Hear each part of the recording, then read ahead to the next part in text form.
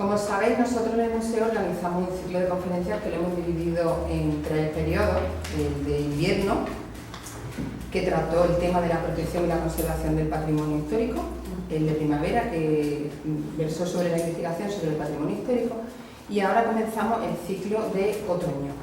En este caso, el tema es la difusión del patrimonio histórico. Tengo que deciros que la primera charla la va a dar Aurora, que hoy, 18 de septiembre, la segunda será el 16 de octubre y la tercera el 27 de noviembre, para que lo tengáis así más o menos en mente, ¿vale? El tema que va a tratar Aurora es patrimonio documental y gráfico en la biblioteca de la Serranía. Yo supongo que todos conocéis a Aurora Melgar, pero yo os la voy a presentar formalmente.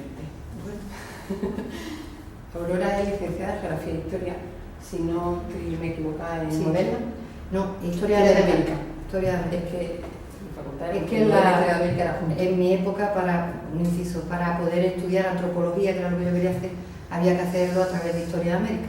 Pero bueno, después me enganchó también la Historia de América, dicho sea de paso. Sí, yo sé que tiene alguna cosa. Pero ella se ha dedicado, aparte del tema de historia, se ha dedicado mucho al tema de la formación y del desarrollo del territorio. Sobre eso ha participado en algunas jornadas, como por ejemplo Ronda como destino turístico, la imagen de Andalucía en los viajeros románticos, jornadas sobre el desarrollo rural que ha organizado el CEDES en paz descanse, y temas sobre planificación territorial y los planes estratégicos.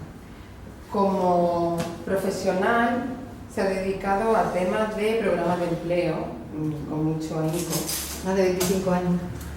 Tengo que decir otro inciso, que lleva más de 35 años, 35 te he contado,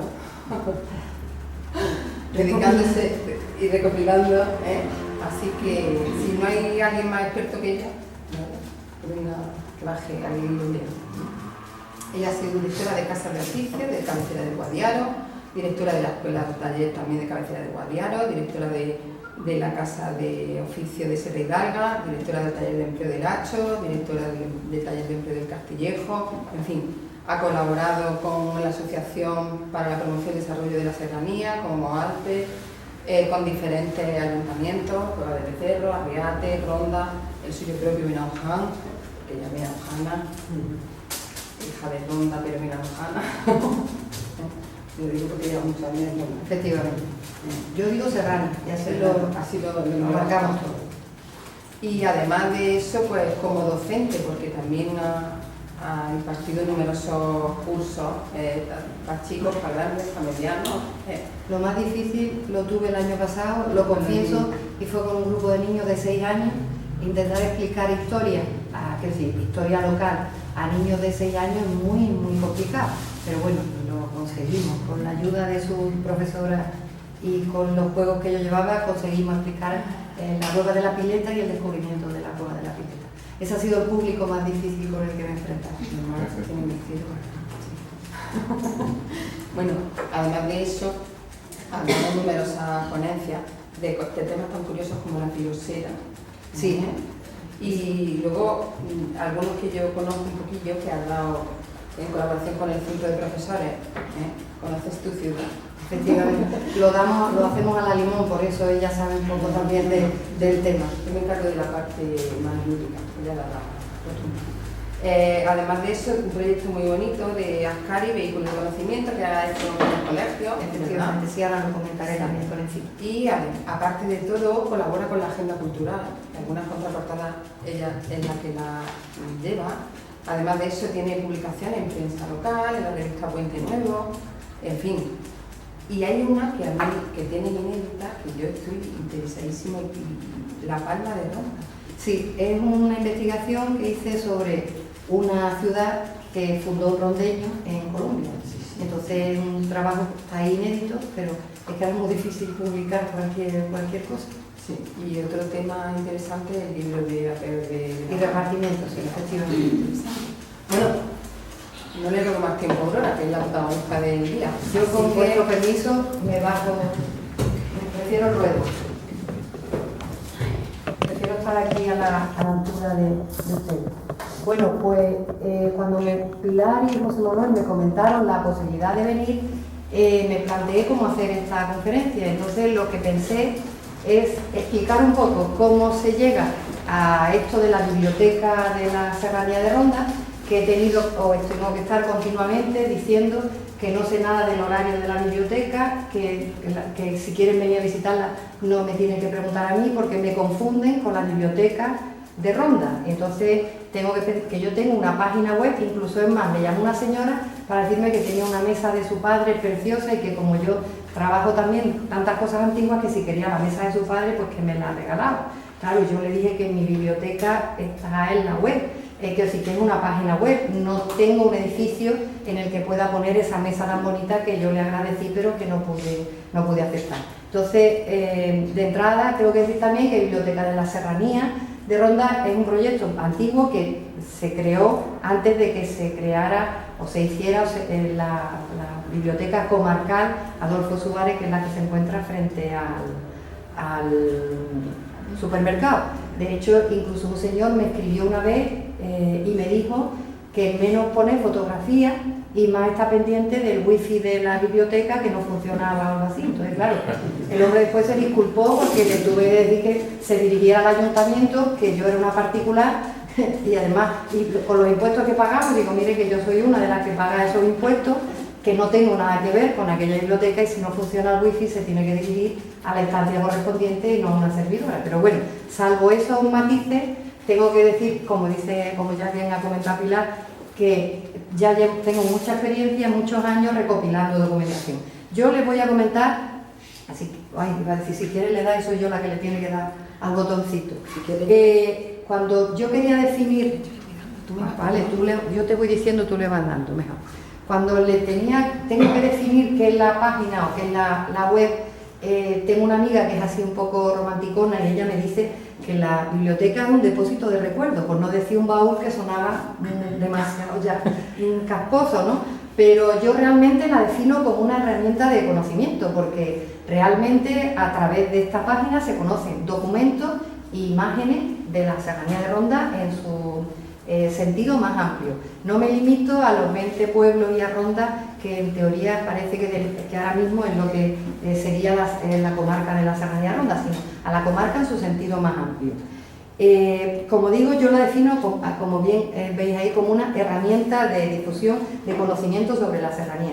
Esta tarea yo la realizo de diversas maneras, a través de la propia página, a través de programas de radio, hago un programa semanal, bueno, 2 programas semanales en Radio Ronda, y después a través de charlas, cursos, talleres, que voy a lo mismo que hago aquí, o hago en el centro de profesores o en cualquier otro sitio al que me inviten. Quiero decir con esto que profesionalmente me dedico a esto. Hay veces que me piden ayuda cuando les digo, no me has pedido presupuesto, y me dicen, es que yo creí que tú lo hacías gratis, y ya no es que lo haga, yo lo hago las cosas muy asequibles, pero el trabajo de uno creo que se tiene que valorar, y entonces no se puede regalar tampoco el conocimiento de aquella manera y sin que de encima no solo no se agradece, sino que encima se cuestiona. Siempre hemos dicho que al fontanero nadie le discute dónde tiene que poner la zapatilla ni dónde tiene que poner el latiguillo, pero a los historiadores nos lo discuten todo, aunque hayas estado media vida dedicado a estudiarla, ¿no? Bueno, pues haciendo esa pequeña salvedad, como les decía, por ejemplo, como ha comentado Pilar, en el centro de profesorado trabajo con docentes, que muchos de ellos, en alguna ocasión cuando charlaba con algunos de estos docentes, me decían que eran gente que venían de fuera y que no conocían la historia de la ciudad en la que vivían. Y muchos que viven aquí, pero que nunca les ha preocupado a lo mejor el conocer esa historia. Y me refiero porque es mucho más fácil transmitir conocimiento cuando lo que tienes que transmitir lo tienes al lado, los alumnos lo van a ver y es mucho más fácil transmitirlo que cuando lo haces de manera teórica y desde un aula exclusivamente. Por ese motivo yo empecé también a insistir en la importancia que tenía el trabajar no solo con los docentes, sino también con los niños, y conseguí que el Circuito Ascari pues patrocinara un proyecto que se llama Ascari Vehículo de Conocimiento, y ellos me pagan a mí, por así decirlo, para que yo vaya a todos los sextos de primaria de todos los centros escolares de Ronda, Arriate y Cuevas del Becerro, a explicar, por lo menos hacer un acercamiento a la historia de la localidad, con idea de que Este proyecto ya lo hicimos el año pasado, ya estamos planificando este siguiente curso y seguirlo durante el tiempo. Ahora necesito encontrar otro patrocinador que me cubra el resto de pueblos de la serranía. Y ahí estoy luchando con distintas instituciones, pero no lo consigo. Y bueno, pues en esa seguiremos. Les puedo comentar, si quieres puedes pasar. Está el logo de la Biblioteca de la Serranía, para que se acostumbren a verlo y cuando tengan necesidad de buscar algún documento o alguna fotografía, en esa página que ahora veis arriba, que va puesta en toda la diapositiva, bibliotecalaserranía.com, ahí podéis encontrar mucha información. Pues como decía, si quieres puedes pasar a la siguiente. Esta es también, mucha gente me sigue en Facebook, pero nadie se ha planteado entrar, bueno, algunos sí, 98.000 y pico de personas sí han entrado a ver la página, pero me sigue mucha gente en Facebook, sin embargo no esa misma cantidad o esa proporción en la página. En el buscador simplemente es muy fácil, yo he querido hacerla de manera que la pueda utilizar un doctorando y que la pueda utilizar una persona que tenga simplemente interés en saber cómo era su pueblo pues en los años 50 o en los años 40.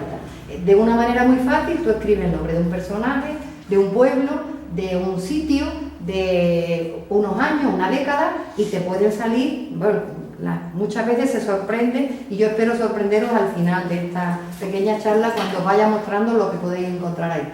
En esa página, pasa a la siguiente, veis que, porque me dicen, pero ¿cómo puedo encontrar yo? Es que te estoy buscando en el Facebook. No, ve a la página, veis que hay un catálogo y ahí tenéis audio, documentos PDF y enlaces, hay muy pocos, pero sobre todo hay muchísimas imágenes, documentos y audio. Pronto espero poder incorporar, pero estoy pendiente que me autorice la Filmoteca Nacional una serie de vídeos que han circulado por ahí, impresionantes, de Ronda en los años 20 y que me gustaría incorporar también a la página. Eso es para que veáis un poco el funcionamiento, que es muy sencillo, de la página. ¿Y cómo empecé yo con esto? Pues, como ha dicho Pilar, ella me calcula 35 años, pero yo le tengo que confesar que apenas sabía coger un lápiz. Mi padre decía que siempre daba una libretita apuntando las cosas que me llamaban la atención. Recuerdo una vez, suena batallita, pero es que ya tengo mis años también, que estaba visitando una de mis tías y enfrente mi tía de pronto no me ve y había un señor muy mayor, y cuando mi tía no me localizaba y me buscan, estoy en casa de este señor que me estaba contando que había estado en la guerra de Cuba y me estaba contando cómo era su vida en el sitio donde él estaba en Cuba, que él ni se acordaba de cómo se llamaba el sitio, solo me hablaba de Camagüey y me hablaba de La Habana, pero él me estaba contando y yo estaba allí embobadita escuchando a aquel hombre y apuntando. Ya te puedes imaginar que no levantaba 2 palmos del suelo, que es lo que estaría apuntando yo, pero bueno, yo ya como decía mi padre, ya apuntaba manera de que tenía que... Y siempre estoy rodeada de libretitas, estoy leyendo una cosa, me llama la atención, lo apunto, me es mucho más cómodo que una PDA o cualquier instrumento electrónico, para mí es más fácil coger un papel y un lápiz y apuntarlo así. Pues yo de siempre he estado anotando todo lo que me llama la atención, y en un momento dado me di cuenta la cantidad de información que yo veía en los libros sobre Ronda y sobre la serranía de Ronda, y entonces empecé a relacionar, a referenciar todo lo que encontraba sobre la serranía. Empecé escribiendo a mano, lógicamente, después pasé, incluso tuve una máquina de escribir eléctrica, y ya por último llegó el ordenador. Lo que quiero deciros que imaginaros los tochacos de papel que yo iba juntando, porque lo tenía que hacer conforme lo iba encontrando, entonces no tenían orden ninguno, hasta que yo fui clasificando, que ya fue más o menos en 1984 cuando empecé a organizar un poco todo ese material que yo había ido acumulando. Es cierto que tuve que estudiar internas, que siempre me recuerdan con el papel y eso, o con un libro en la mano. No era una persona demasiado agraciada, no sabía contar chistes, es decir, que no era demasiado me llevaba bien con todo el mundo, pero que para mí los libros eran como más importantes, entonces eso me ayudó. No es que tuviese yo una vida así, una infancia muy triste ni nada de eso, sino que me gustaba lo que hacía, entonces yo me refugiaba en mi mundo y lo pasaba además bomba, quiere decir que no necesitaba otra cosa.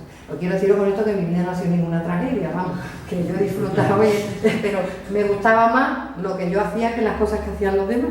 Entonces yo empecé a buscar primero en los libros, en las revistas y en lo que yo encontraba en mi casa, en casa de mis tíos, en casa de mis abuelos. Claro, cuando ya lo revisé todo, pues ya empecé a irme a la biblioteca, primero cuando estaba en Menoján, después en la biblioteca de aquí, Y se dio el caso que os puedo comentar que, bueno, que después de revisar y revisar, algunos investigadores ya empezaron, cuando tenían que hacer un trabajo, pues me llamaban y me decían, oye, y sobre, puedo poner un caso concreto, sobre Vicente Espinel, era una doctoranda, una que hoy es doctora y me autoriza que lo pueda decir, Maripaz Tenorio, estaba haciendo su tesis sobre Vicente Espinel. Y resulta que yo tenía referenciado 2 documentos que ella no tenía ni idea de que además me reía porque uno estaba en la Universidad de Santiago de Chile y me dijo ella, el documento no me cobraron nada por el documento, pero no veas tú lo que me costó el envío, porque se lo enviaron en papel y lo que le costó el envío desde la Universidad de Santiago de Chile.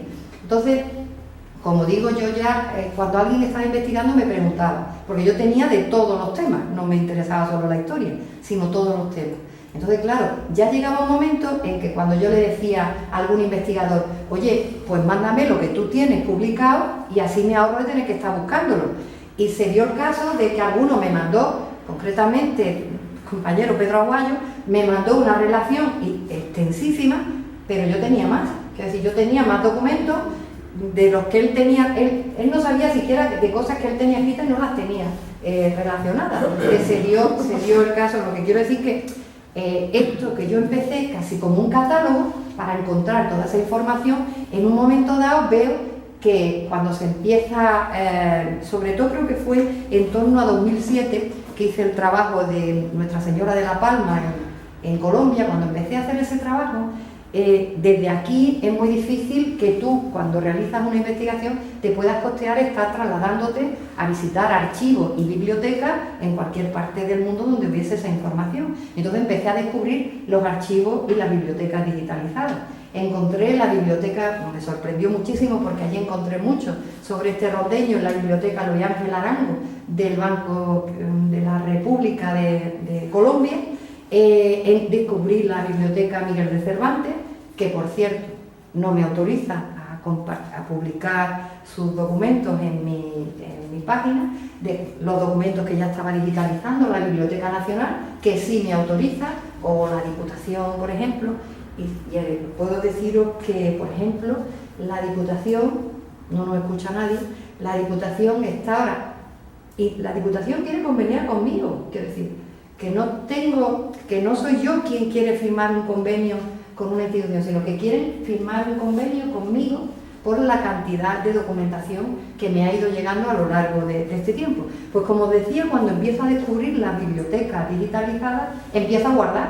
Ya no era solo que encontrara la referencia, sino que encontraba los documentos. Y yo decía, pues nada, al cajón, todo a la carpeta y venga, tuve que empezar a organizar.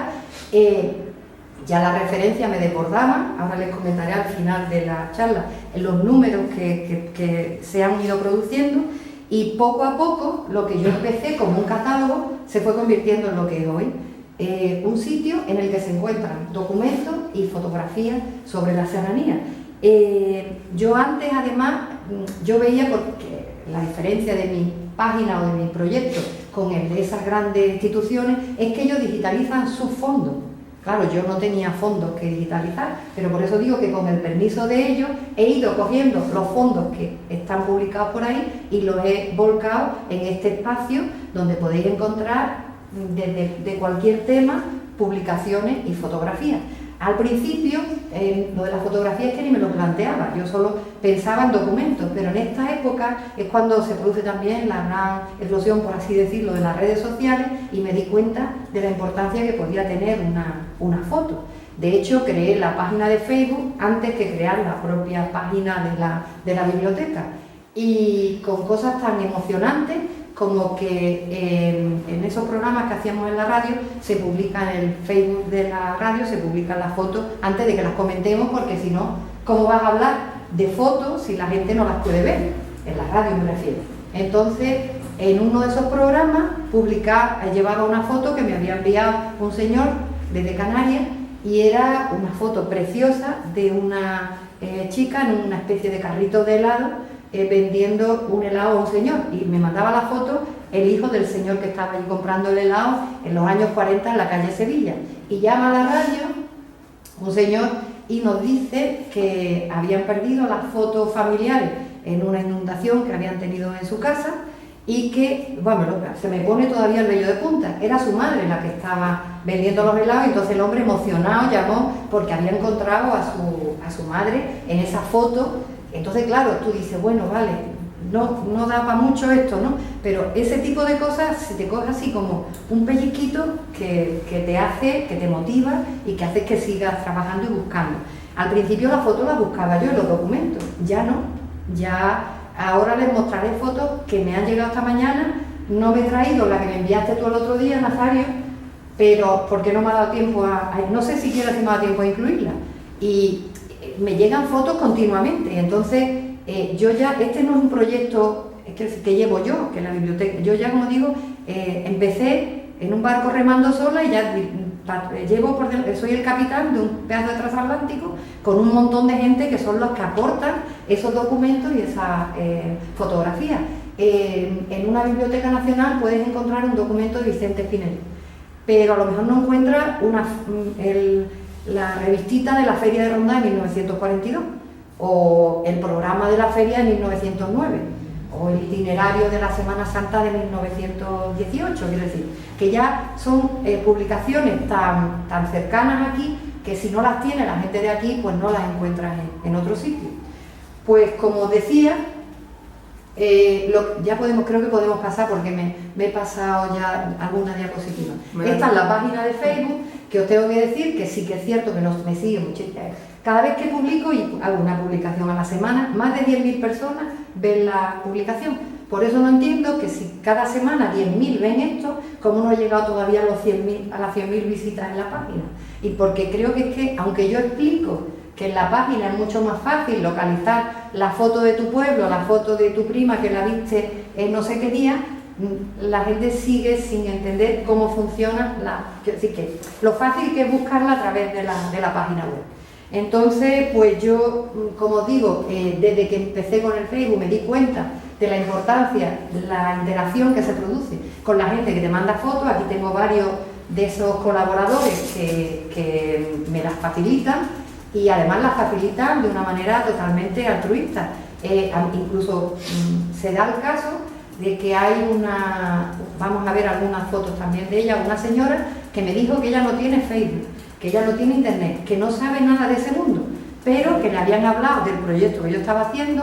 Ella es, no sé si recordáis a Salvador Mairena, el profesor, pues ella es su hermana, y Lina me dijo, dice, yo no entiendo de este mundo ni quiero saber nada, pero yo creo que si mi hermano está en esa foto y está puesto en tu página, la gente no se va a olvidar de él. Entonces, claro, ese tipo de cosas que te busca una señora que además no tiene, quería ella pagar los escaneos de la foto. Digo, hombre, que ya es lo que faltaba, que la persona que te deja ese material, que es un tesoro realmente, esas personas encima tengan que pagar ese escaneo. Eso no puede ser. Bueno, pues como os digo, un proyecto que empezó de una manera así un poco por mi inquietud, pues ha desembocado en lo que es hoy, que bueno, es un proyecto que está sirviendo a mucha gente. Hay muchos alumnos que lo utilizan cuando realizan sus trabajos.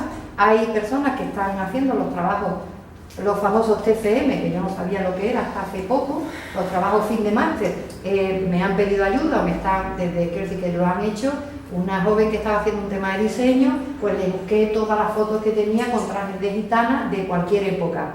Otra que lo estaba haciendo con una cosa relacionada con la Semana Santa, pues le hice un volcado. Cuando son personas conocidas y que además te piden ayuda de la manera que te la piden, sabes tú que después ya te van a ayudar con lo que haga falta, pues lo mismo, les echo una mano, lo mismo que también colaboro con algunas instituciones y asociaciones. Pero lo que yo quería era, si os parece, que vamos a ir, os voy a hacer como en la charla se llama Patrimonio Documental y Gráfico, vamos a ir viendo como por tema algunas de esas. Pasa a la siguiente diapositiva, que no sé, ahí venían algunos de los números que os decía. Puedo tener más de 9.000 referencias, que todavía, ahí veis también todo lo que yo tengo referenciado sobre Vicente Espinel, sobre Rodríguez Delgado, y la gran obra de Fernando de los Ríos Urruti, que tengo 580 obras sobre él o de él, porque él fue un autor muy prolífico, sobre todo en el mundo periodístico. La página, hasta que hice el PowerPoint, la habían visitado 98.336 y 10.000 personas, incluso hasta 14.000 ha habido semanas depende del tema. Si meto algo de Arriate que tenga que ver con la Semana Santa, esa vez se me dispara la... Pero hay otras veces que presento cosas muy interesantes y sin embargo a lo mejor nos quedamos los 9.800 porque no entiendo por qué no. Pero bueno, hay que tener también y respetar las visitas que nos hacen. Pues si te parece, yo creo que ya vamos... las he calificado así para que veáis en una muestra esos tesoros que yo he recibido. Empezamos. Esto es una foto, no sé si la conocéis, la chimenea. Todavía cuando pasas por la Indiana se ve esa chimenea allí. No sé desde qué ángulo o cómo estaba tomada la fotografía, pero esa es la antigua fábrica de la Indiana y la encontré en la Biblioteca Nacional, en Mundo Gráfico, el artículo de 1916. Y fijaros que se ve ahí todo lo que era la fábrica, que sabéis que no era solo una fábrica de chacinas, sino de aceite, de licores, fabricaban jabón, como ocurría en aquella época. Era un gran centro de producción. Pasamos a la siguiente. Esto es, por contraste, es una señora vendiendo en un puesto en el mercado, que estaba donde hoy está el parador. A mí me llamó muchísimo la atención porque yo salí un día de hacer ese programa de la radio y había un señor esperándome en la puerta y me dijo que me tenía que llevar a casa de unos amigos que tenían problemas de movilidad en aquella época y que me tenía que acercar a su casa. Digo, bueno, pues, ¿dónde mandas tú? No puedo decir yo no. Nos fuimos allí, me dejó esta foto y alguna otra más que vais a ver que son sorprendentes. Y me llamó mucho la atención que por lo visto su madre llegaba y se ponía unas alpargatas y los zapatos, para que no se le mancharan, los ponía arriba. Si os fijáis, está al lado del triduo y ahí tiene sus zapatos para que no se le manchen. Entonces, y como me decía ella, lo que se podía vender en aquella época, una morcillita, que era lo que más veis ahí, porque la morcilla, para el que no lo sepa, yo vengo del pueblo chacinero, la morcilla es más baratita que cualquier otro producto cuando hay que elaborarlo. Pues, y bueno, y los productos que supongo que son ajos o pimientos que tienen. Pasamos a la siguiente. Esta me la dejó Juan Manuel y para mí es uno de los grandes tesoros que tengo en la biblioteca. A mí me llamó mucho la atención porque en este caso es una tienda de tejido. Los que atienden son señores y las señoras están como sentadas en las barras, ¿no? Y les están mostrando las telas, porque las telas se compraban y se elaboraban en las casas los trajes y las prendas.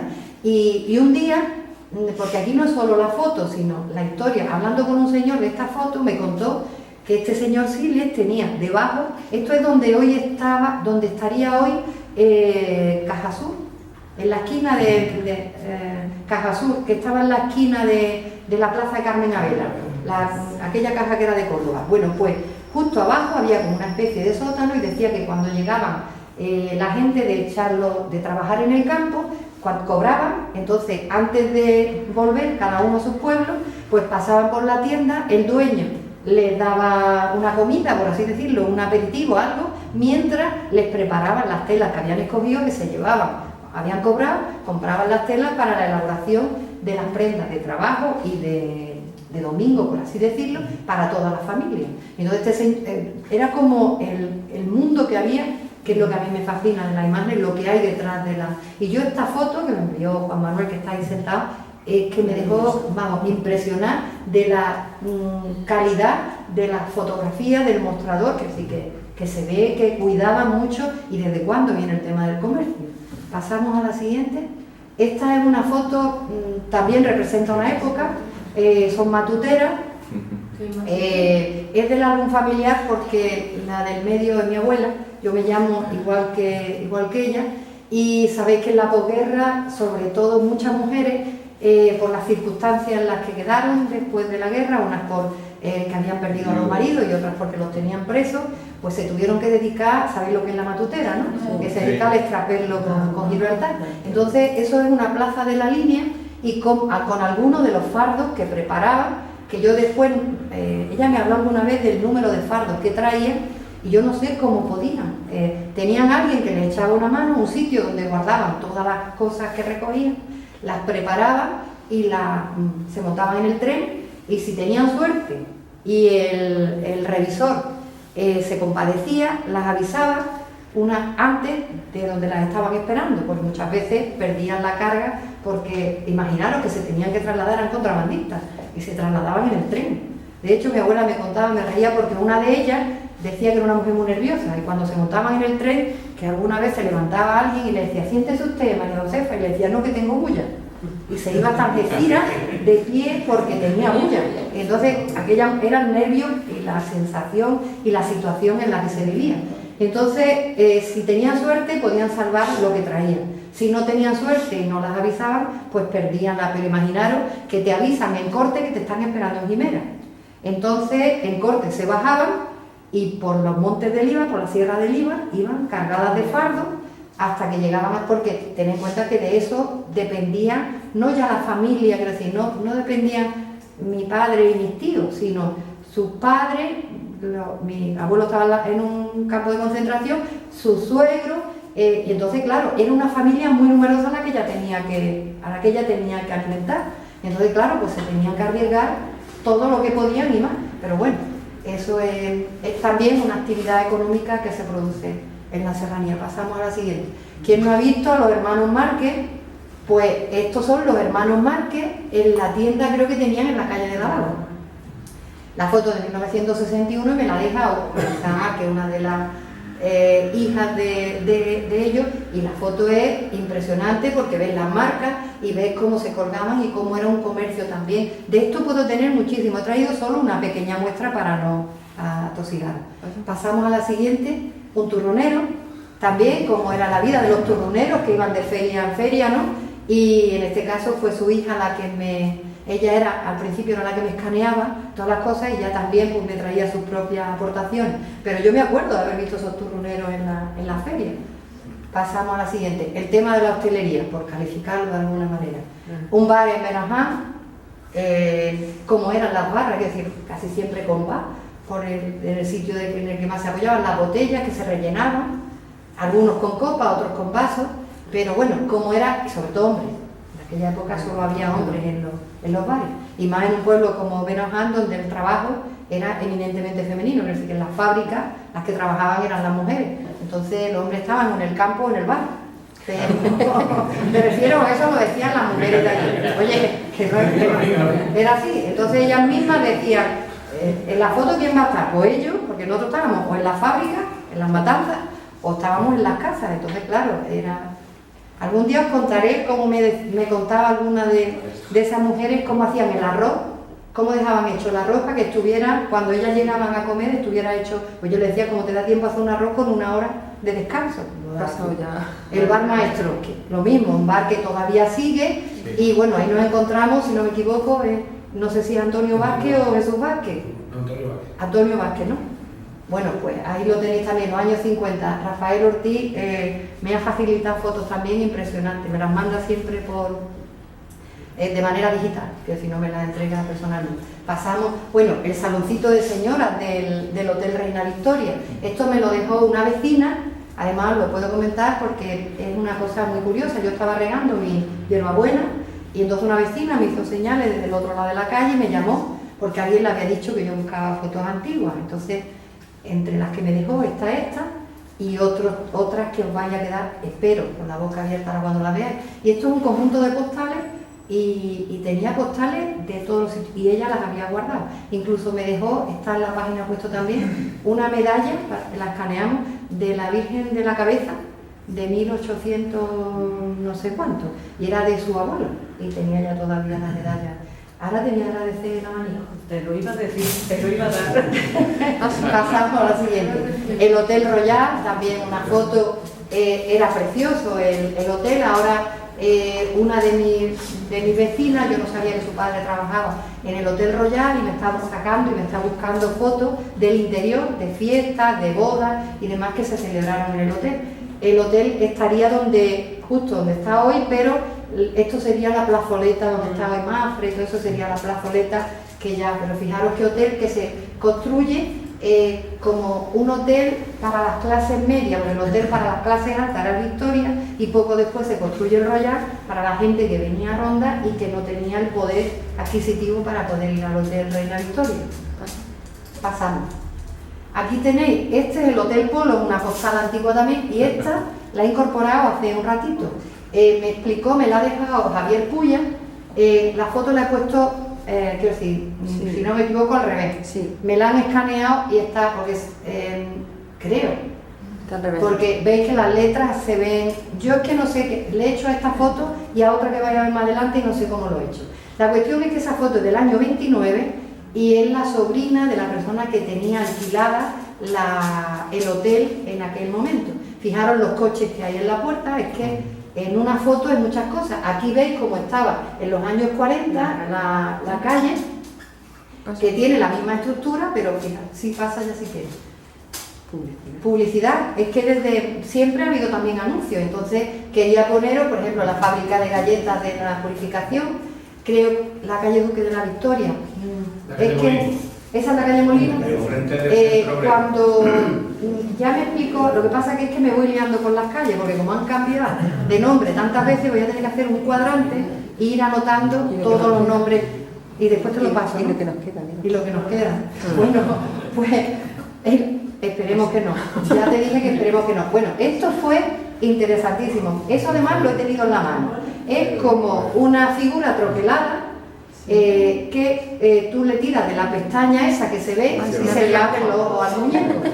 Entonces, la persona que me la dejó dice, esto debía de ser que se lo regalaban a los colegios porque ahí pone algo de escolar. Digo, no, pero es que no me acuerdo cómo era el nombre, escolar era el dueño de las campanas. Entonces, claro, debía ser pues una publicidad o bien un regalo, algo que tenían allí y que regalaban o que la gente compraba allí como... No he traído una publicidad de 1906, una cosa así, en la que hablan de los sándwiches y de la ternera mechada que servían en las campanas. También podéis encontrar cómo eran las campanas por dentro en la página web, y ponía algo así como que servían un jamón que se estaba produciendo en Inglaterra con un método, yo por lo que he entendido era el jamón de York. Entonces, ¿cómo cuentan cómo era? Y después que a las 5 en inglés ponía 5 o'clock, la hora del té, todo en inglés. Bueno, entonces una publicidad que llama muchísimo la atención. Pasamos a la siguiente. Aquí es que vienen unas pocas, dale. Mira, esto es una carrera de camareros. Esto lo encontré en una... cuando yo fui a una de esas charlas que con el proyecto de Ascari, voy a un colegio y uno de los maestros me dejó el librito es así, una cosa muy pequeñita, y era el programa de la feria 1942.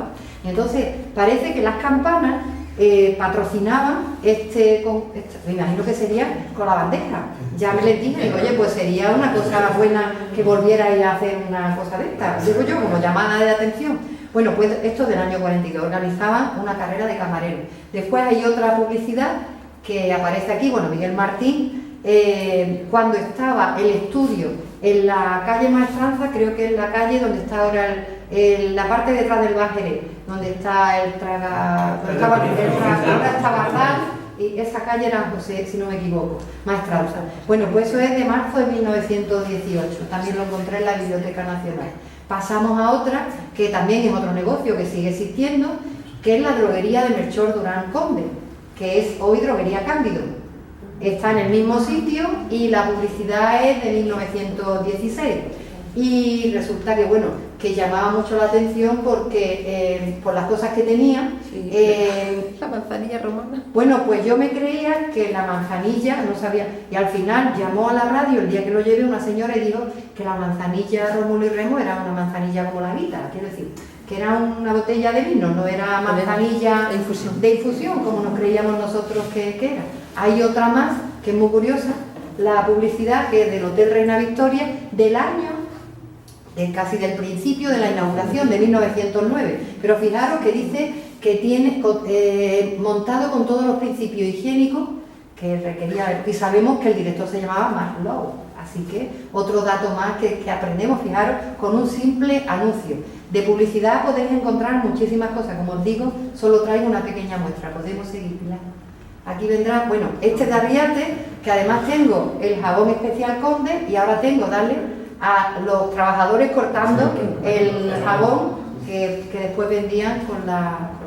Por cierto, que he hablado de eso, no ha mencionado Antonio Acedo, que también me ha dejado muchas fotos, algunas de las que ya han salido ahí, que no te había visto, Antonio. Paisajes, viste, he calificado las fotos de una manera... Ahí tenéis la cueva del gato sin agua. sin agua. Esto me generó un debate. Con el teléfono fijo hablaba con Ángel Martínez de la Posada del Fresno de Montejaque, un gran experto en el mundo de la espeleología, y con el móvil hablaba con Andrés Rodríguez, a ver por qué no tenía agua la Cueva del Gato en aquella época. Y al final llegamos a la conclusión de que no era por la obra del pantano, sino que era por la obra del ferrocarril, que es más o menos en torno a 1890, cuando se produce un desvío del agua para poder realizar la construcción de la vía del ferrocarril delante de la Cueva del Gato. Hay otra foto que es muy curiosa, porque yo esta foto la tenía desde distintos ángulos y nunca me planteé qué era ese monolito que había ahí en el medio. Y resulta que un día, leyendo un documento de estos de la Biblioteca Miguel de Cervantes, que no me deja publicar, pues resulta que encuentro un documento que se llama la erección de un monumento a Vicente Espinel en Ronda. Y claro, en ese documento empiezo a leer y me habla que son, que en un momento dado, que son dos, uno que se erige en 1800 y algo y otro es posterior. Y como no sabía cuál era, le pregunté a mi amigo Antonio Garrido y me dijo que este era el primer monumento que se erigió a Vicente Espinel.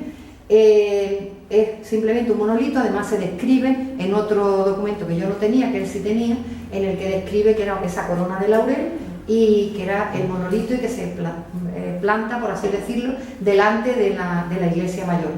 Leyendo ese documento, como digo, que siempre hay que anotar las cosas, pues descubrí por qué se llama la calle Carrera Espinel. Y es que se llama Carrera Espinel desde 1859, en el que el alcalde, que viene ahí escrito como se llamaba, no tengo en el móvil apuntado, pero vamos, no importa, cómo se llamaba el alcalde, que le cambia el nombre a la calle de los Arrieros por calle Carrera Espinel.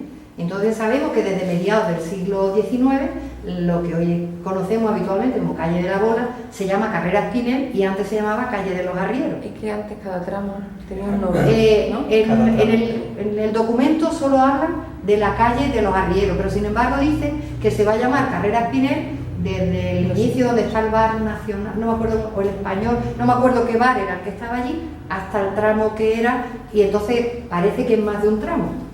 Ya os digo que con cualquier cosa se engancha uno y tiene para 2 o 3 días. Seguimos, aquí tenéis otra vista de cómo era la plaza. Esta ha cambiado poco, en 1905, con la visita del conde de Romanone, que cuando la pongo en los colegios los niños me dicen lo mismo, ahí está el McDonald's, que lo reconocen la plaza, la reconocen todavía, y después le preguntan que si se había muerto alguien porque ven ahí un coche de caballo, y claro, ellos identifican todavía los coches de caballo como con los grandes funerales y este tipo de cosas, ¿no? Pero bueno, que es una foto bastante curiosa que no se encuentra fácilmente, quiero decir que te tienes que meter dentro de una biblioteca y dentro de algunos documentos para poder encontrar este tipo de cosas. Aquí veis una vista de los baños árabes, es una foto también de Miguel Martín, es del año 1942, y ahora vais a ver otra, que como he dicho, mi vecina, que el día que estaba regando, otro de los tesoros que me dejó, es un libro que no he cargado todavía porque es muy pesado, quiero decir que le han puesto tanta calidad a las imágenes que pesa mucho a la hora de cargarlo y poderlo descargar. Entonces estoy viendo a ver la posibilidad de poner un enlace o alguna cosa para que sea más fácil. Y se llama Ronda, la ciudad de los encantos. Sabemos que es del principio del siglo XX, fijaros qué vista panorámica aparece el libro, es como una guía en 4 idiomas sobre distintos monumentos, y ahora después, cuando hable de los documentos, vais a ver la portada como era de ese libro. Es interesantísimo. Pasa.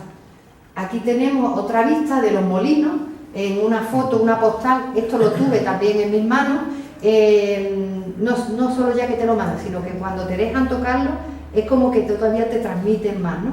Y sabemos, es de José María Reyes, era creo que él que hizo también la foto de la comunión de tu abuela, que era 1905 o 1907, y este hombre estuvo hasta esa fecha, además tenía el estudio en lo que hoy es la calle Mariano Subirón. Tenía él el estudio y entonces sabemos que esto debió ser en esa época, porque veis que están todos los molinos perfectamente, quiero decir que fue anterior a que ocurriera la gran tragedia.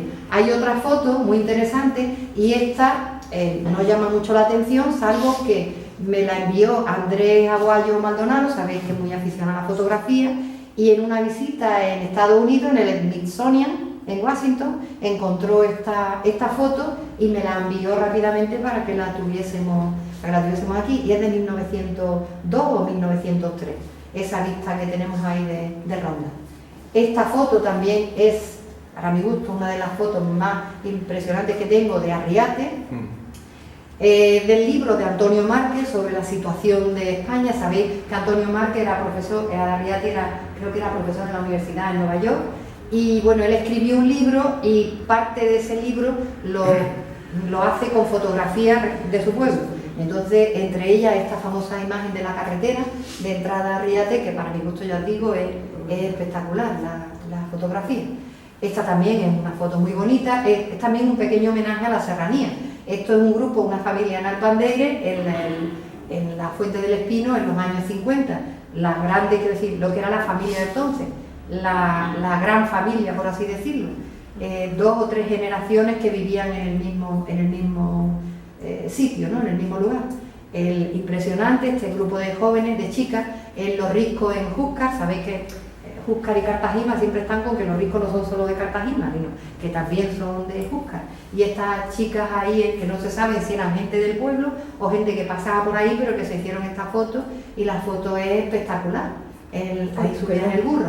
Esta de Setenil, en el que así al pronto, como que no se percata uno de las casas debajo del olivar, ¿no? La foto es también de Miguel Martín, y esto se la debo a un gran colaborador que tengo en Setenil, como yo digo, un amigo virtual todavía, bueno, nos conocemos, sé que es periodista en Canal Sur, y él es el que me facilitó todas esas imágenes que estamos viendo. Pasamos, si quieres, a la siguiente, una vista aérea de Cueva del Becerro. Sabemos que sobre el año 56 se realiza una serie de fotografías y un vuelo, y se realizan fotos aéreas de casi toda España, y como esta me dijeron que al final de los 50, yo calculo que es del 56 de cuando se realizan todos esos vuelos. Tenemos alguna, por ejemplo, esta de la Plaza de Faraján. Veis que especifico ahí Archivo Témburi. Mucha gente publica fotos del Archivo Témburi sin permiso, pero yo sí lo tengo para poderlas publicar. Y vemos eso, pues desde los coches que había en aquel momento hasta un poco lo que me imagino que serían los poderes fácticos en aquel momento. Claro, me falta esto militar, ¿no? Pero ahí parece que va el cura, supongo que sería el alcalde, el farmacéutico, el médico, el maestro, que serían los poderes importantes que había en aquella época. En la educación, aquí vais a ver la típica imagen del Colegio del Castillo, y esta otra, que a mi amigo Antonio Acedo le había dado una alegría, pues no sé si conoces al del medio, Paco Marín. El conocido Paco Marín, lo tenéis ahí en el centro de esos 3 niños que están ahí en la Alameda. Los sacarían de excursión, como nos sacaban cuando teníamos que estudiar interno, que viviésemos en el pueblo de al lado, y bueno, pues siempre nos llevaban, yo que estaba en la Inmaculada, me llevaban a la Alameda y al Castillo, y a los del Castillo los llevaban a la Alameda y a la Inmaculada. Y así esa era nuestra salida. Pasamos, esto es por ejemplo como eran las escuelas dentro de un pueblo pequeño como era Montecordo, pero fijaros qué importante número de niños había en las clases. En aquella época solo utilizábamos las famosas enciclopedias. Esto es una excursión de niños visitando a Finipo, son niños de Setenil, con sus cestas ahí de merienda, ¿no? Y las cosas que llevaban. Supongo que esta chica que está ahí sentada en primer plano debería ser la maestra. Esto no me digáis que no es una gozada de fotos. Me la envía un señor de Arriate, y cuando yo la vi la primera vez acababa de empezar la Masterchef, y cuando vi a las niñas es que se me infundieron ellas iban a aprender a cocinar, las enseñaban a cocinar en el asilo, y entonces eran niñas como aprendices, ¿no? Y se iban al asilo de Arriate y allí las enseñaban a cocinar. Entonces ahí están todas con su sombrero, además, su gorro y sus sartenes y sus cosas ya preparadas con sus instrumentos para empezar a aprender. Y aquí en el centro, señálala tú, no sé si la veis, la cara de Inconfundible, a la abuela de Cuéntame. Aquí abajo, arrodillada, y en el centro María Galeana, que era profesora, don Ramón Corrales, el profesor Mairena, también Ramón Corrales, los otros no los conocía, pero María Galeana aparece ahí de rodillas, bueno, en el centro de la foto, si os fijáis, esa sonrisa es ella, vamos. Ella recuerda con mucho cariño el tiempo que estuvo de docente aquí, primero en el patronato y después en el Pérez de Guzmán. Así que veis también cómo eran los maestros, ahí la tenéis, ahí la tenéis. Y ahí está también Ramón Corrales, justo detrás de ella, y con el bastón el profesor Mairena. También, que esta foto me la dejó su hermana, Lina Mairena. Fenómeno meteorológico, hoy venía el propio, vamos. Pero es que resulta que bueno, una gran nevada en el año, mediados de los 50, hubo varias grandes nevadas, porque yo tengo referencias del 54, del 57, del 58. Ahora vais a ver otra imagen, cómo quedó los árboles de la plaza de Duquesa de Parcén después de una gran tormenta que se produjo. Ahora pasa la siguiente. Pero es que me puse a buscar y encontré a un colaborador del Diario Sur que tiene un blog dedicado al tema meteorológico, y él fue el que me dijo que posiblemente lo que ocurrió, que él tenía varias referencias de aquella gran tormenta, había sido una ciclogénesis explosiva. Sí. Entonces eso ocurrió el 22 de diciembre de 1958. Y Loli Loro me dejó, tengo varias fotos de esa. Esto de la Gran Nevada, esta foto me la deja una amiga. Primero era virtual, ya es real también, y son las 4 hermanas de Micián con su madre, y justo detrás la casa del Rey Moro. Entonces, bueno, pues ahí las vemos como están. Y aquí, creo que es tu padre, ¿no, Juan Manuel? Aquí está su padre. Fijaros que no se ven ni las escalinatas de la iglesia de la Merced, de la cantidad de nieve que había caído. Hay otras fotos en las que se ve que en el centro de la Alameda, con unas bolas de nieve impresionantes, pero bueno, en aquella época. Días de fiesta, pues ya os digo, solo es una muestra, hay más de 1500 fotos en la página que podéis ver una a una. Aquí tenéis, hay veces que me generan verdaderos problemas la foto, porque cuando a ti te dejan una foto y ahí hay una persona que sabes cuándo nace y le calculan la edad, y yo siempre le he hecho unos años más para que no me digan que, bueno, pues puso una foto de una de esas niñas en la Alameda, la niña nace en 1910, y en la foto yo dije que tenga 16 años. Si la niña nace en 1910 y pongo finales de los años 20, no miento. Bueno, hay quien te dice no me lo creo, o esto es imposible, o lo que sea, y hay quien te dice eso es una mentira. Bueno, hay personas que tampoco saben manejarse digamos en esto. Entonces ese tipo de comentarios directamente los elimino, porque yo no tengo que entrar tampoco en conflicto con nadie por una fecha.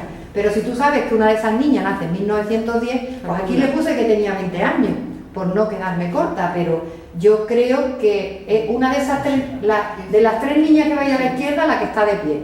Yo no sé si esa niña, esa. Yo no sé si esa niña puede tener 20 años ahí, yo creo que no. Pero bueno, puse los años 30 porque así me curo un poco en salud y no le genero a nadie conflicto, que parece que están deseando encontrar algún dato. Bueno, te lleva a sorpresa, como que encuentro que este señor, Francisco Era Ramírez, somos primos, retirados, pues somos primos, pero la sorpresa mía es que esas 2 jovencitas que están detrás son mi madre y mi tía. Y él me manda la foto porque así era la plaza antes de Benoján. El centro de la plaza era la fuente, donde las mujeres iban a por el agua, porque era una de las cosas que se necesitaban más en las casas, ¿no? Entonces la fuente era el centro, por así decirlo, de reunión de las mujeres. Ahora no sé dónde está la fuente. Pero bueno, que mi sorpresa fue que él me manda porque están sus padres, pero es que resulta que yo me encuentro a mi madre y a mi tía también allí al lado. Hay otra foto ahí, me parece. Esta, por ejemplo, cómo eran las fiestas en los pueblos también, que con 4 banderines y 4 luces, realmente lo bien que se pasaba, ¿eh? Vamos, yo las recuerdo, aquellas fiestas que se pasaban muy bien, sí señor. Y se compraba uno las mejores galas que se estrenaban, como las fiestas generalmente, en mi caso cuento, en Benoján eran las fiestas en octubre y en abril. En octubre, aunque hiciese un calor de 1000 demonios, estrenaban la ropa de invierno.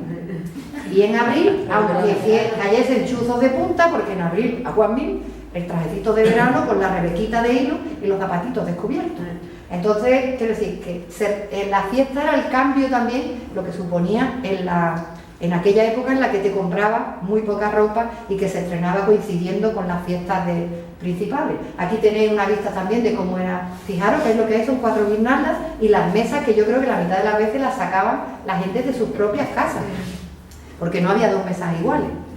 Esto me llamó mucho la atención porque las fiestas en los pueblos, ya me explicaban todo, que las organizan las fiestas de la Virgen, las mayordomas, y las fiestas del Santo, los mayordomos. Y en Montecorto las organizan 2 mayordomas y 2 mayordomos. Y en este caso, en el medio, me dice que eran las 2 madrinas, que son las 2 mayordomas del año anterior, que eran un poco las que también, por eso aparecen ahí. Entonces, es de los pocos sitios donde me he encontrado que la organización es mixta, por así decirlo. Esto es una foto que a mí es que me llegó al corazón. La persona que me la envió me cuenta que son sus padres y las hermanas saliendo de la feria de Ronda y lo que les había tocado en la tómbola, un cubo y una lecherita que lleva una aceitera, no sé. Y entonces iban muy contentos porque un premio, eso era un premio, porque tú no tenías nada cuando llegaste allí y echaste una gorda o lo que fuera en la tómbola y encima mira tú los 2 premios que llevaba. Entonces son imágenes que te llenan. Esta es otra foto que a mí me gustó mucho, que la tuve en mis manos también, que me la dejó también mi vecina, y es una fiesta, son una especie, como el tamaño es como de media, exactamente, como una cuartilla, y es de cartón, y por delante y por detrás te explican cómo iban a ser las ferias en el barrio de San Francisco en 1906. Entonces, pero quiero decir que no es que haya encontrado la imagen, no, que la tuve en las manos. Que son impresionantes, la música, la alameda, los fuegos artificiales, las cosas típicas que había en aquel momento. Esta la pongo porque es una foto que me dejó una persona para que la tuviésemos en la web y que fue escogida como cartel para la feria de ganado. Y bueno, pues la foto es un señor que repartía el pan en el burro, ¿no? En los serones, llevaba el pan y lo iba repartiendo por las calles de Ronda. Y la foto está en color, es de los años 60, pero está en color porque se la hizo un extranjero con una cámara. El hombre le explicaba a la hija cómo era la cámara y que el hombre después le mandó la foto. Y por eso la foto, porque yo tengo una foto del mismo hombre en la plazoleta de Mondragón y es que parece una de los años 10-20 y la otra esta después de los años 70 más, ¿no? Pero es una foto que le hizo un señor en color. Aquí tenéis otra imagen curiosa, que es la presidenta, he puesto la otra porque era el cartel de feria. La presidenta, la dama goyesca del año 59, el alcalde creo que era, a ver si me sale el nombre ahora, es Morales, el segundo apellido es Morales. Donde está ahora mismo Droguería Cándido, allí en el polígono, ¿cómo se llama la calle que hace esquina? Es que me acuerdo porque dicen el nombre, pero ahora no me acuerdo. Bueno, es igual. Intento llevar muchos datos y ahora mismo no recuerdo cómo se llamaba ese alcalde. Pero fijaros que la plaza viene a ser más o menos como está en la actualidad. Las tablas están cambiadas, pero bueno. Podemos pasar a la siguiente. Como era la feria, en este caso, en Montejaque, en los años 40, y os fijaros lo que os decía, la silla de Enea que se sacaba cada uno de su casa, están al lado de los cantos, y hombre, generalmente era por la mañana, las mujeres solían salir ya para el baile, había baile por la mañana y baile por la noche, pero las mujeres solían ir al baile por la noche, el de por la mañana era más para la gente más jovencilla. Esta foto fue también para mí una gran sorpresa, tengo los nombres de las personas que están ahí. Y voy un día por la calle y una señora me ve y me dice un momento, me coge del brazo, me lleva a su casa, descuelga la foto y me la da, pero yo no sabía ni cómo se llamaba la mujer siquiera. Y me dijo que quería que la foto estuviera en la página que yo tenía. Y ahí tenéis a Curro Jiménez pasando por Setenil en una de esas imágenes de película.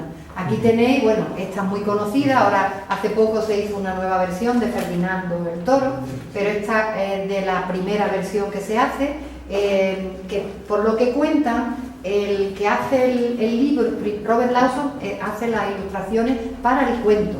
Y después se hizo el corto de Walt Disney en el año que ganó el Oscar en 1938 y le pusieron al toro Ferdinand porque decía que lo único que le sonaba de España eran los Reyes Católicos. Entonces, como no le podían poner un toro, un hombre de mujer, pues en vez de Fernando le pusieron Ferdinand, que es lo que más le sonaba. Y de hecho, hombre, que desde Ronda pongan ya un letrero que pone Madrid, ¿no? Como que ellos no tenían mucha idea de la ubicación. Pero lo curioso del todo es que no sabemos que los autores de estos dibujos estuvieran aquí en Ronda en algún momento. Pero después he descubierto que Lawson estuvo durante la Primera Guerra Mundial en un centro que había de estos de, no sé cómo se llama, como de inteligencia, donde se descifraban los mensajes que llegaban desde el frente, desde Alemania y demás. Y entonces, como Gibraltar tenía el poder, quiero decir, la situación que tenía, pues alguien que pasó por aquí, o él mismo que estuvo por aquí, hizo fotos del Puente Nuevo y apareció por eso en una película en los años 30 y en un cuento poco antes. Un cuento que estuvo prohibido en España durante toda la dictadura, no sé si lo sabéis, porque es un cuento que lo que es un canto al pacifismo, era el libro, uno de los libros de cabecera del Mahatma Gandhi. Y bueno, pues yo os digo que en el mundo anglosajón y en la zona nórdica es un cuento que se le lee a los niños habitualmente en la mañana de Navidad. Fijaros tú lo que da también lo que os digo, que no es solo una foto, sino todo lo que lleva alrededor. Bueno, la Sabina, que yo creo que todos conocéis la película que rodó, yo me acuerdo de Ángela Molina, la veía y decía tú, pero si estaban rodando ahora mismo, venían por la carretera de la estación de Benoján a Benoján, como que aparecen ahora en Setenil, claro, y eran los trucos del cine, del montaje, ¿no? Y bueno, fue una auténtica revolución la llegada de Ángela Molina al rodaje de la película. Y bueno, pues ahí tenéis una vista de lo que representaron ahí, que era el hundidero de Montejaque. Infraestructura, bueno, que en las fotos de la construcción del pantano de los caballeros, que se la debo bueno, son del fondo documental de la Fundación Endesa, pero que gracias a Ángel Martínez de Montejaque, uno de los impulsores del Centro de Interpretación de la Espeleología, tengo autorización también para publicar. Pues fijaros la capacidad para a principios de los años 20 hacer esa infraestructura que supuso el pantano de Montejaque. Aquí tenéis otra vista, fijaros, no sé si se puede enfocar en la pared, que hay gente trabajando en la parte del centro y otros dos que están ahí como colgados, no sé qué es lo que están haciendo, pero fijaros que ya hay agua Además hay un documento que ese sí os recomiendo que veáis, que se llama Mi viaje a las profundidades de la tierra, en el que un señor que era un niño cuando se construyó el pantano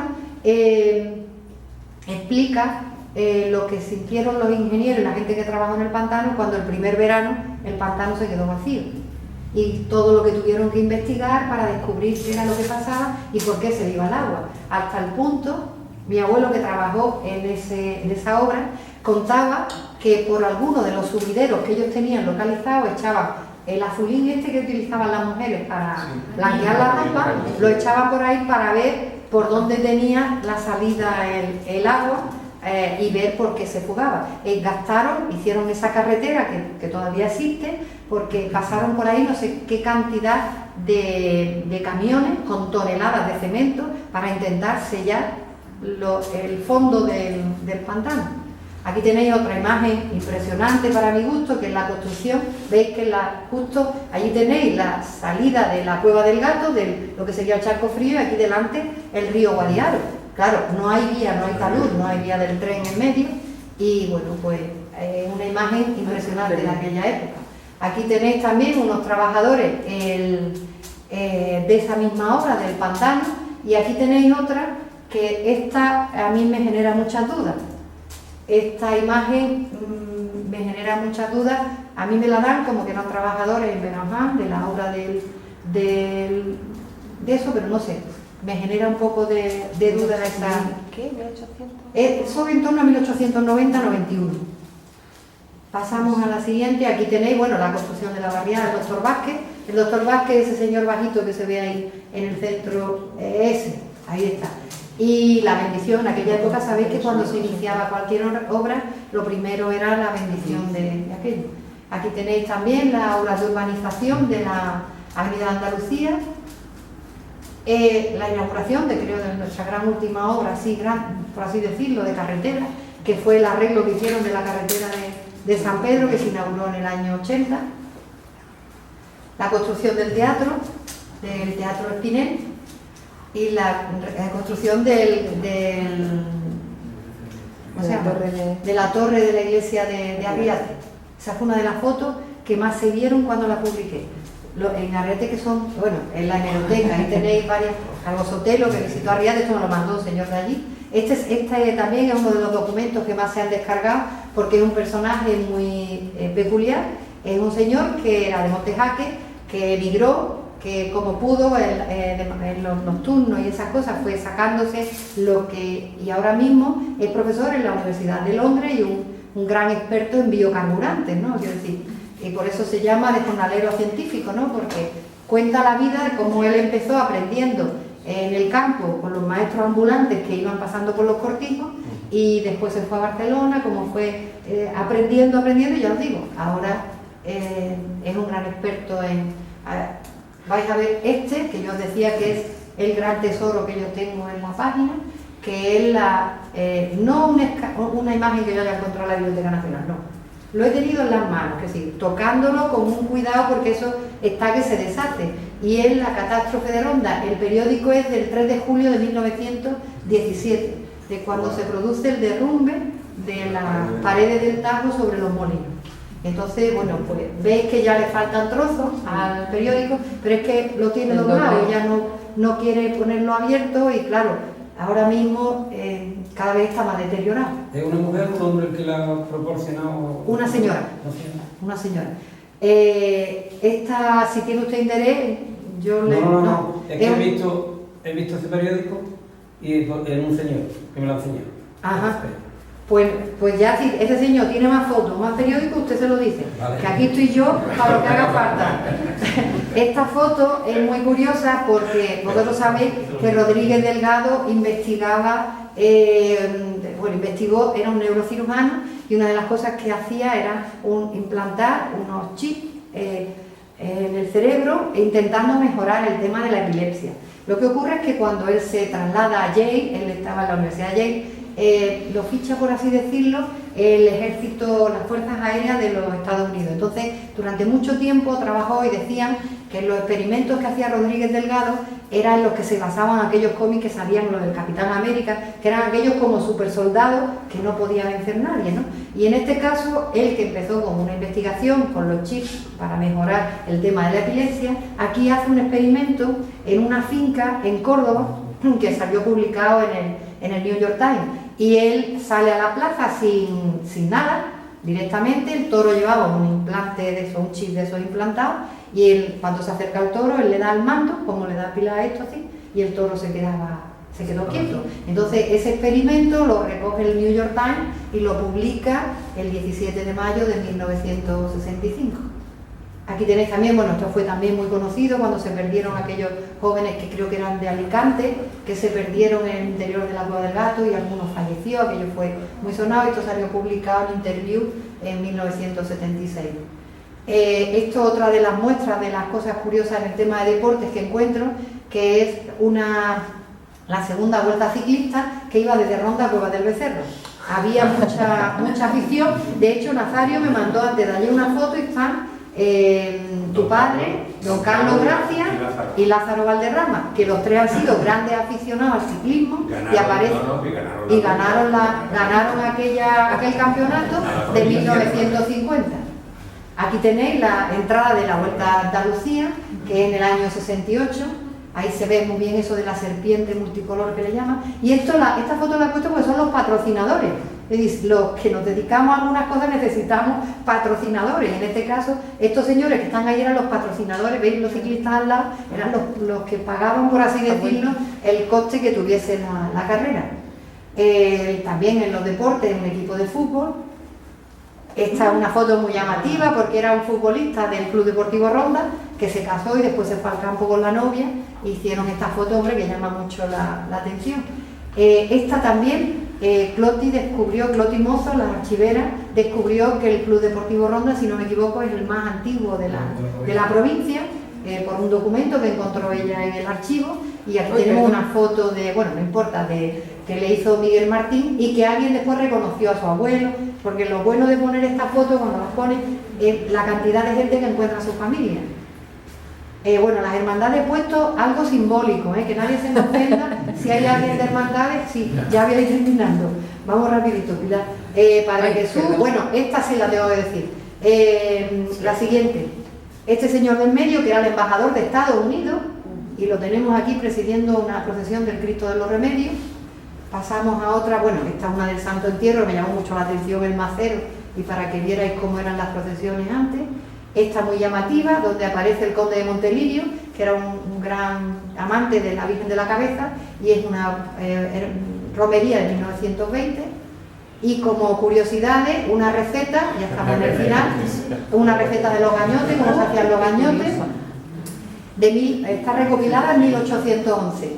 Tenemos otra curiosidad, una boda en el interior de la cueva de la Pileta, y resulta que me entero ahora que la que se casa, bueno, el Loreto Wallace, que tiene muchas cosas publicadas sobre las cuevas, y el marido es el actual presidente de la Federación de Espeleología de Andalucía. Y se casaron, veis que están ahí con los carburos, ¿no? Encendidos, los cascos puestos. Pues yo estaba en las misas que se hacían en la romería dentro de la cueva, pero nunca estuve en una boda. Otra curiosidad, bueno, esta me llama muchísimo la atención porque es una carta que escribe mi abuelo, Juan Tembury, hablándole de una gente que habían venido a visitar la cueva de la Pileta. Esta es una foto muy curiosa porque creo que ahí el arriateño Enrique Marín Higuero en 1940 ha pintado, parece que es la Posada de las Ánimas y la Plaza de Toros a continuación.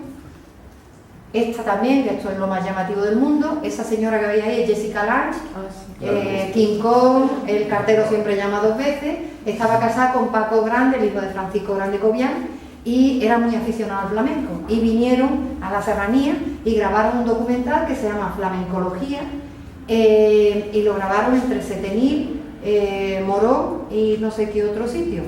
Y bueno, por eso la he traído, porque es muy curiosa la historia. La foto de la Cueva del Gato, lo llamativo, esta está en el Museo de Bellas Artes de Sevilla y otro que está en el Museo Carmen Thyssen, pero aquí lo llamativo es que esa montañita, que no está cuando tú entras en la Cueva del Gato, ni la entrada es así tampoco, esa montañita se ve desde el hundidero. Entonces parece que el pintor ha pintado la Cueva del Gato desde dentro y lo que se ve desde dentro del hundidero de fuera. Ahora vais a ver otra foto muy curiosa, también le da la vuelta, y esta foto de tres señores en el interior de la Cueva del Gato, pero le da la vuelta a la foto. Y cuando Manu Guerrero hicieron el libro sobre el sistema hundidero gato, pues se sentaron en la misma posición. Lo que pasa es que no sé por qué le da la vuelta a no sé qué le he hecho yo a mi página. Ahí tenéis un documento muy interesante, manuscrito de la novena de la Virgen de la Paz, de Fray José de Cádiz. Esta que me dejó el amigo de Juan Manuel, que es una velada literaria de 1895 con fotos en el interior, realizadas por el párroco del Palo, que no sé quién sería, pero la foto la hizo el párroco del Palo. Y este es el libro que os decía que me dejó también mi vecina. Fijaros cómo está, el libro está encuadernado con un cordoncillo, exclusivamente, y se llama Ronda, la ciudad de los encantos. Otro documento que me dejó también Antonio Avilés, una obra de Federico Lozano, que casi nadie ha encontrado, pero que yo ya tengo escaneada. Los juegos florales, esto de la biblioteca virtual de la provincia de Málaga. Aquí tenéis una foto también de cómo eran los juegos florales en aquel momento. Y ya creo que estamos terminando. Bueno, no es en el casino. La foto me la deja un familiar porque está su tío. Pero resulta que nos encontramos que en el centro el que está es Pedro Pérez Clotet y no era en el casino, sino en la biblioteca de su casa. Esta también es llamativa porque la Virgen de Moclón, si habéis visto alguna procesión de la Virgen de Moclón, la Virgen es así. Y esta es la imagen que tenían anterior, que dicen que no desaparece en la guerra, sino que se quemó por unas velas que alguien encendió, me explicó un señor. Y esta es una de las grandes joyas, que sorprendió hasta aquí nuestros amigos los arqueólogos. Es la primera fotografía aérea de Acinipo, y bueno, pues la tenemos aquí. Yo estoy a la espera que me dejen escanearla bien. Se ve el teatro. La foto es de 1924-25 y sabemos que es la primera fotografía aérea que se realiza en aquella época, porque el piloto era de Ronda y entonces hizo varias fotografías aéreas de la zona.